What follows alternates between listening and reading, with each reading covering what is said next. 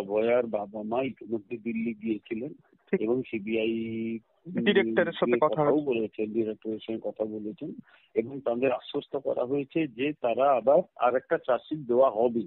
Phone call যাচাইয়ের অভিযোগ যেখানে শুভেন্দু অধিকারী বলছেন, সেই ডিএনএর সঙ্গে এই সঞ্জয় বলে যে ক্রিমিনাল ঠিক তার ডিএনএ, এবং এটা মনে রাখতে হবে এই সঞ্জয় কিন্তু এমনি এমনি রাস্তার বাবুগুড়ের নয়, সে থানার পুলিশ অফিসারদের সঙ্গে নিয়মিত ওঠা বসা করতো।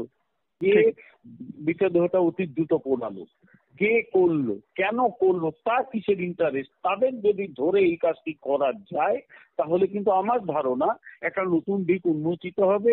এন্ড আই হোপ যে সিবিআই সেই পথেই হয়তো এগোচ্ছে, আগামী দিনে এইটা আমরা জানতে পারবো।